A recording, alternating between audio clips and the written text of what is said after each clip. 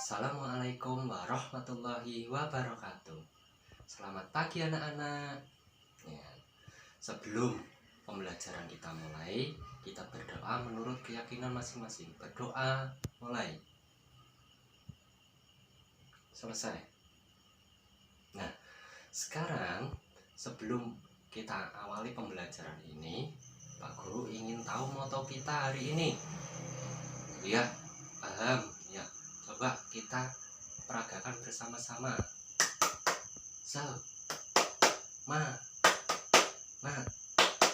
Semangat. Kita mulai. Pak Guru akan menyampaikan tentang tujuan pembelajaran hari ini. Tujuan yang pertama adalah setelah melihat video pembelajaran, siswa dapat menjelaskan pengertian bernapas dengan benar. Tujuan yang kedua, melalui video pembelajaran, siswa dapat menjelaskan organ pernapasan dan fungsinya dengan benar.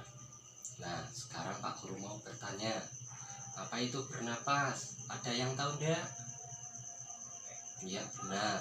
Bernapas adalah proses menghirup oksigen dan mengeluarkan karbon dioksida. Nah, sekarang Pak Guru punya video. Nanti kalian simak baik-baik ya.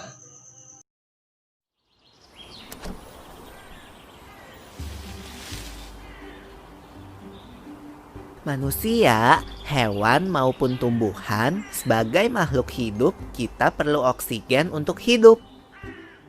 Waktu bernafas, kita mempunyai organ-organ yang bekerja sama dan membentuk sistem organ yang bekerja mengatur oksigen yang ada di lingkungan hidup sampai pada setiap sel yang kita butuhkan.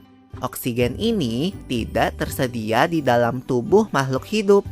Kita mendapatkan oksigen dari lingkungan sekitar kita. Bernafas artinya kegiatan menghirup atau memasukkan oksigen dari lingkungan hidup dan mengeluarkan karbon dioksida dan uap air melalui alat pernafasan kita. Kali ini kita akan mempelajari lebih lanjut tentang organ-organ pernafasan manusia.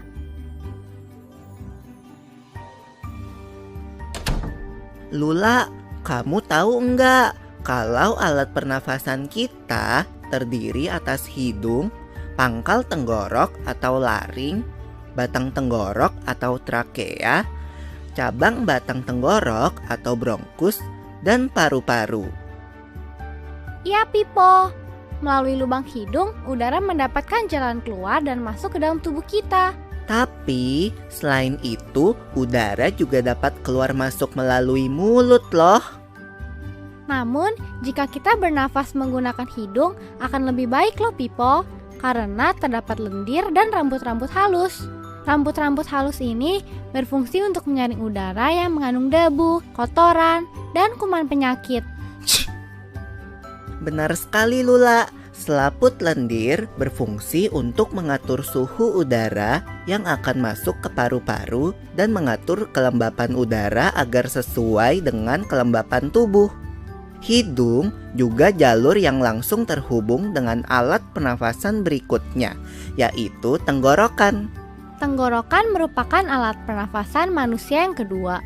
Pada tenggorokan terdapat laring atau pangkal tenggorok dan batang tenggorok atau trakea.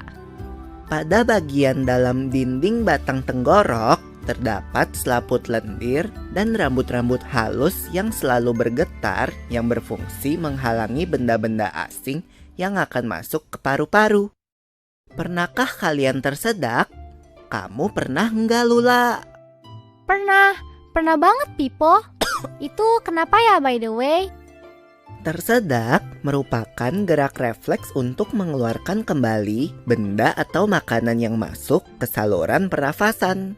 Oh, aku tahu. Gerak refleks adalah gerak cepat dan otomatis yang menanggapi rangsangan dari luar organ kan? Iya, Lula.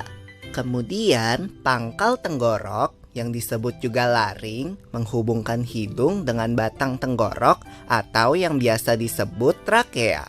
Pada ujung trakea terdapat bronkus, yaitu percabangan yang menghubungkan trakea dengan paru-paru kiri dan kanan. Paru-paru terletaknya di dalam rongga dada kan, Pipo? Jika kita menghirup udara, maka udara masuk ke paru-paru. Lalu kemana lagi ya? Melalui bronkus menuju cabang dari bronkus yang disebut bronkiolus dan berujung pada gelembung paru-paru yang juga disebut dengan alveolus. Pada alveolus ini kan yang terdapat pembuluh darah, di mana terjadi pertukaran gas oksigen dengan karbon dioksida.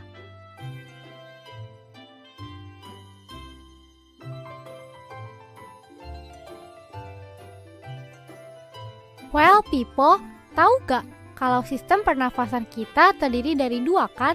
Yaitu sistem pernafasan dada yang umum kita lakukan dan juga sistem pernafasan perut. Jelasin dong, Pipo, apa sih perbedaan detailnya? Pernafasan dada terjadi karena gerakan tulang rusuk oleh otot-otot antar rusuk. Pengambilan udara terjadi saat otot antar rusuk berkontraksi atau mengerut, sehingga tulang rusuk terangkat ke atas menyebabkan rongga dada dan paru-paru membesar. Oh begitu, berarti pengeluaran udara terjadi saat otot antar rusuk berelaksasi atau mengendur. Saat itu, tulang rusuk turun ke posisi semula, menyebabkan rongga dada dan paru-paru mengecil kan? Ya, benar sekali. Lalu menurut kamu, bagaimana dengan pernafasan perut kita, Lula? Aku belum yakin banget sih, Pipo. Jelasin dong. Pernafasan perut terjadi karena gerakan otot diafragma, yaitu sekat yang membatasi antara rongga dada dan rongga perut. Pengambilan udara terjadi saat otot diafragma berkontraksi. Posisi diafragma mendatar menyebabkan rongga dada dan paru-paru membesar. Berarti pengeluaran udara terjadi saat otot diafragma berelaksasi. Posisi diafragma melengkung ke atas, lalu menyebabkan rongga dada dan paru-paru mengecil. You're right, Lula. Kalian sudah melihat video sistem pernapasan tadi bukan? Nah, sekarang coba kerjakan tugas berikut ini.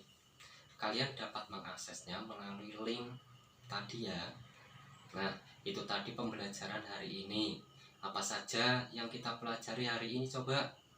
Yang pertama yaitu tentang bernapas. Yang kedua yaitu menyebutkan organ pernapasan beserta fungsinya. Nah, baik anak-anak, untuk pembelajaran hari ini Pak Guru akhiri dulu. Tetap jaga kesehatan. Wassalamualaikum warahmatullahi wabarakatuh.